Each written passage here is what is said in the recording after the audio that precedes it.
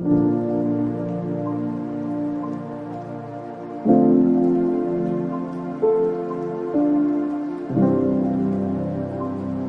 शरीर का एक धर्म है, एक शरीर में होने वाली प्रक्रिया है। यदि एक निश्चित समय पर आपका मेंस्ट्रुएशन शुरू नहीं होता है तो ये बीमारी की बात है, डॉक्टर को दिखाने की बात है।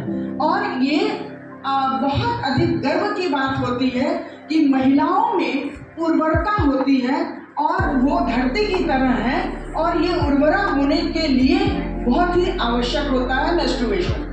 तो अब जो स्थिति है ये बताएंगे कि इस स्थिति परिस्थिति में बच्चों को या महिलाओं को ऐसा क्या करेंगी जिसकी वजह से ऐसा कौन सा खाद्य लेंगी या ऐसा कौन सा एक्सरसाइज करेंगी जिससे उन्हें राहत मिलेगी और एकदम सब दिन की तरह वो मस्त होकर अपना काम करेंगी। इसके लिए थोड़ा बताएंगे आपको। हम बहुत भाग्यशाली हैं कि आप लोग अपने आप से आकर हमारी बच्चियों के हेल्थ, हाइजीन और सब चीज़ों के लिए खुद उत्सुक होते हैं। ये बहुत भाग्य की बात है। तो एक बार जोरदार तालियां।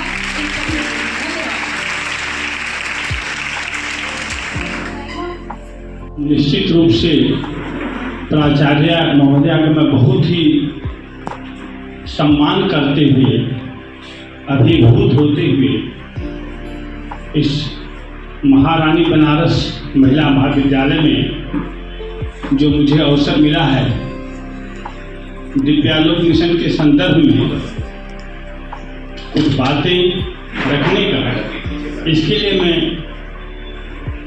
आप सभी विदुषीगण और आप सभी छात्राओं का, यहाँ के विद्यालय के सभी कर्मचारीगण, मैं सबका तहे दिल से शुक्रिया अदा करता हूँ। मिशन का मूल उद्देश्य है आपके जीवन में इतना कुछ प्रकृति ने आपको दिया है, कुदरत ने बख्शा है, उसके बारे में जानकारी देना। जैसा मैडम ने कहा कि जो हमारे शरीर की प्रक्रियाएं हैं वो कुदरत की देन है और कुदरत के साथ हमें छेड़छाड़ नहीं करनी चाहिए। जब हम कुदरत के साथ बलात् छेड़छाड़ करते हैं, हम अतिक्रमण करते हैं, तो निश्चित रूप से उसका खामियाजा भी हमें भुगतना पड़ता है। आपको एक मैं दृष्टांत देना चाहूँगा। मुंबई के तट पर सागर के अंदर इतने पॉलीथीन, उसे सागर की लहरों ने आकर तट पर जो है फेंक दिया। आप क्या समझ रहे हैं इससे? आपने कहा कि मैं सागर, नदी, तालाब, ये सब किसकी देन है? सब कुदरत की देन है। हम इनका उपभोग करते हैं, सदुपयोग करते हैं। जब भी हम इससे विरत होते हैं तो हमें उसका खामियाजा भुगतना पड़ता है। अभी आपने देखा होगा कि कोरोना के दौरान आप सब लोगों को बहुत कड़वी कुछ यादें होंगी कि एक एक श्वास के लिए हम सब जो है तड़प रहे थे। सिलेंडर तक नहीं मिल रहा था, यानी ऑक्सीजन। और ऑक्सीजन हमें कौन देता है? कोई छात्रा इस बात को बताएं जरा, ऑक्सीजन हमें कहाँ से मिलती है? वेरी गुड, बहुत सुंदर। निश्चित रूप से पेड़ पौधों से। तो हमें क्या करना चाहिए? हम सिलेंडर खरीदना बेहतर है या पेड़ पौधे लगाना अच्छा है? बताइए। तो आप सभी संकल्प लें कि जहां भी, जिस भी परिवेश में आप हैं, आप पेड़ पौधे लगाएंगे और जो लगे हुए हैं उनको आप हो सके तो थोड़ा जल देंगी, सुरक्षित रखने की कोशिश करेंगे। ये आप हम सब का दायित्व है, यानी पर्यावरण। अब रही बात शरीर के संदर्भ में, आपको मैं कुछ बातें कहना चाहूँगा कि हमारा जो शरीर है, जिसको हम कहते हैं BQ, body quotient, body question यानी मतलब शरीर यदि स्वस्थ है तो हमारा निश्चित रूप से जो भी कार्य होगा वह स्वस्थ होगा। Sound mind in sound body, आप सब लोग इससे अवगत हैं। यानी शरीर का स्वस्थ होना बहुत जरूरी है। और इसके साथ जो IQ, हमारी जो क्षमता है, सोचने की क्षमता, चीजों को परखने की क्षमता, वो IQ लेवल है हमारा। मैं आपको एक दृष्टांत देना चाहूंगा। आपने थॉमस अल्वा एडिसन का नाम सुना है? किसी ने? कौन थे वो जी? एक कोई छात्रा बताएं।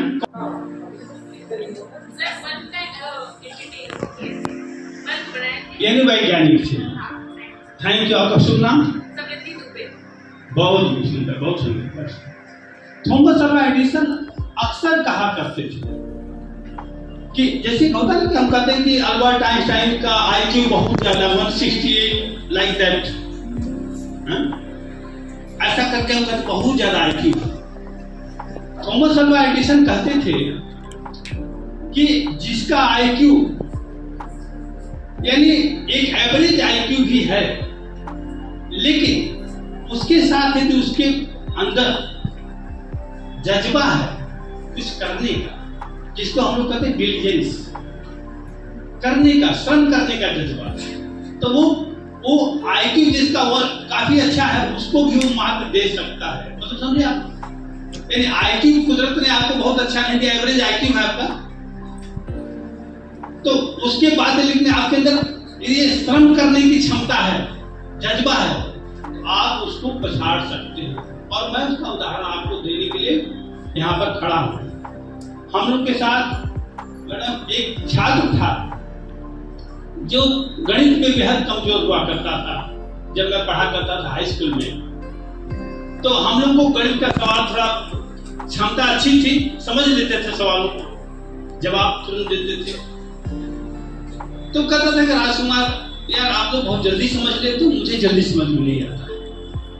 मैं आप सबको कहना चाहूंगा कि आज वो चीफ इंजीनियर है और हम फौज ज्वाइन कर लिए।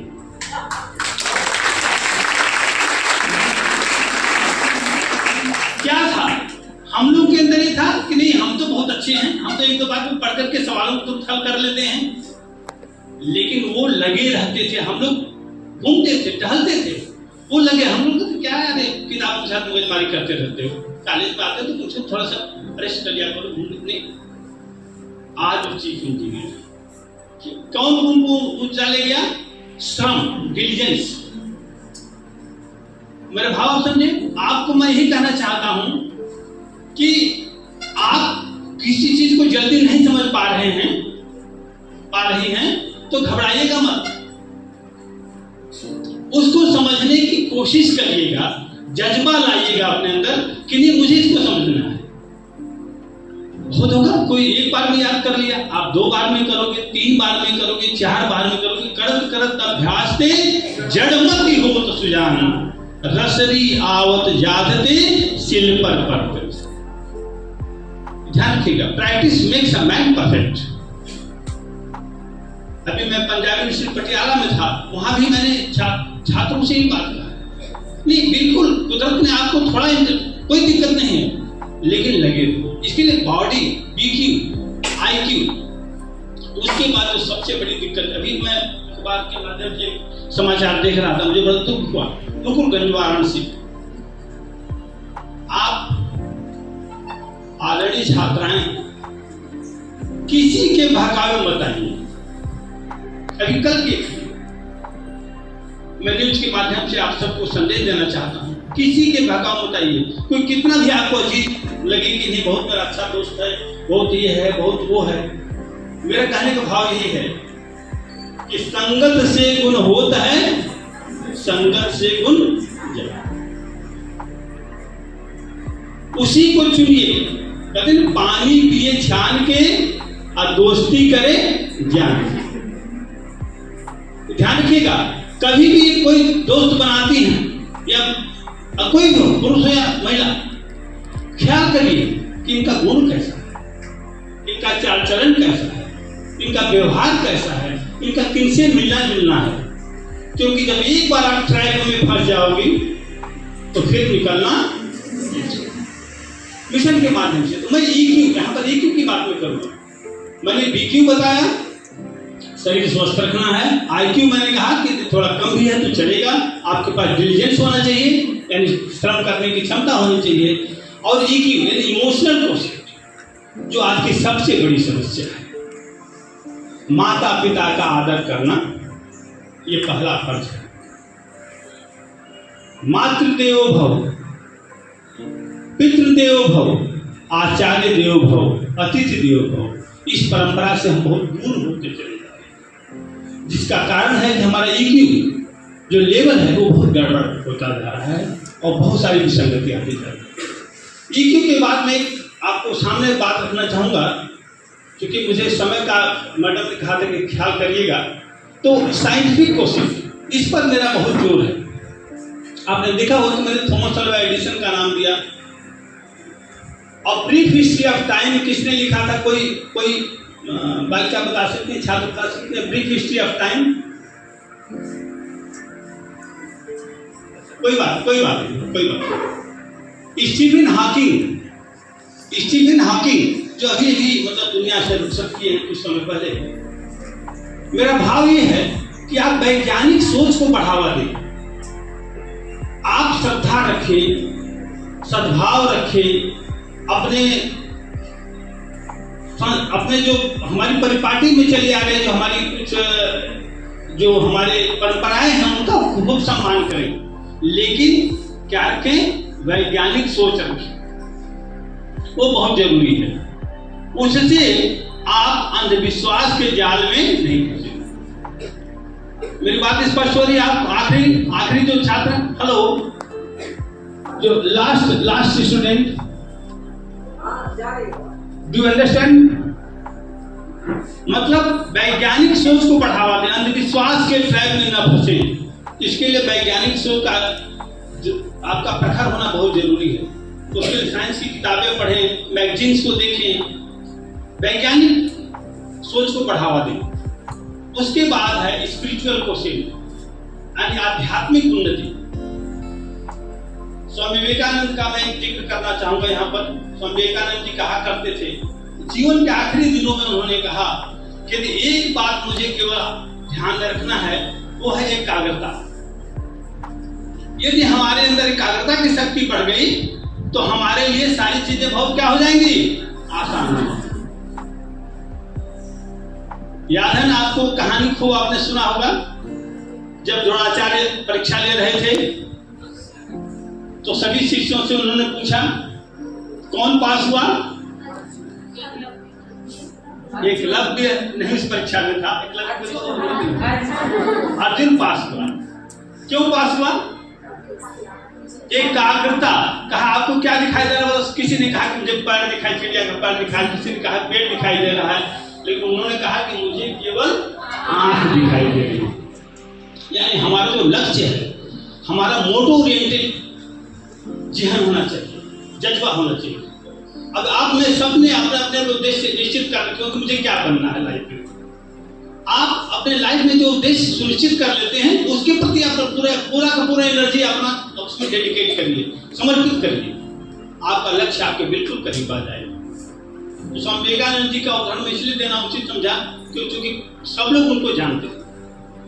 तो विवेकानंद जी यही कहते थे कि एकाग्रता, इसको कैसे हासिल किया जाए। तो यहाँ पर मैं अपने विषय पर तुरंत आना चाहूंगा, वो है ध्यान और योग। क्या है? ध्यान और योग के माध्यम से हम अपने मन को, मन के हारे हार है, बहुत सुंदर, मन के हारे हार है, मन के जीते। मतलब मन को हमें अपने बस में रखना है। यदि हमें 3 घंटे बैठ के चेयर पर पढ़ने के लिए, तो 3 घंटे पढ़ करके ही उठना है। चाहे मोबाइल पे एक तरफ रख दिया, नेट के चीजों को इधर एक तरफ नहीं, हमको पढ़ के उठना है। ये हमारा लक्ष्य, छोटा लक्ष्य। इससे बहुत ज्यादा आपको फायदे मिलेंगे। और मैं आपको समय को ध्यान में रखते हुए, क्योंकि एक मैं मैडम से गुजारिश करूंगा मुझे 5-7 मिनट कुछ और दे दें। थोड़ा मैं एक आपको विधि बता रहा हूँ ये। अच्छा ठीक, थैंक यू।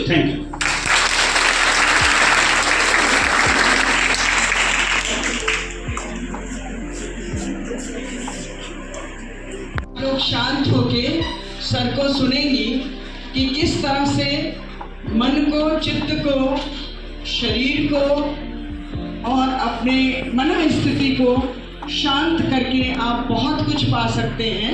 बहुत बढ़िया सबने बहुत ब्रीफ में बताया और बहुत कुछ पाने के लिए आपको चित्त वृत्तियों को एकदम कंट्रोल में रखना होगा। अब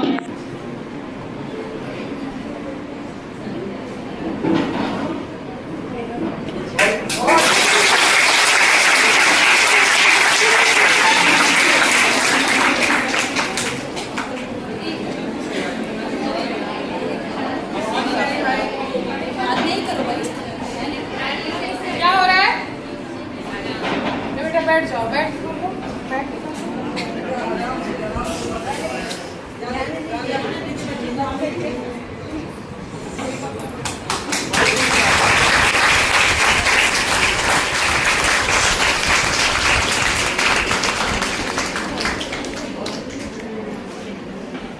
भूमिका है और उसका हम अपने जीवन में अपना कर लोगों को इससे लाभ पा सकते हैं। इस चीज़ को उन्होंने बहुत ही अच्छे तरीके से समझाया। उनका मैं पहले दिन से धन्यवाद देती हूँ।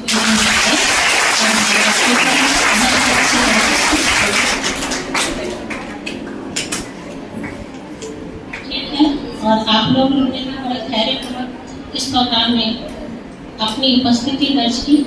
आप लोगों का भी धन्यवाद।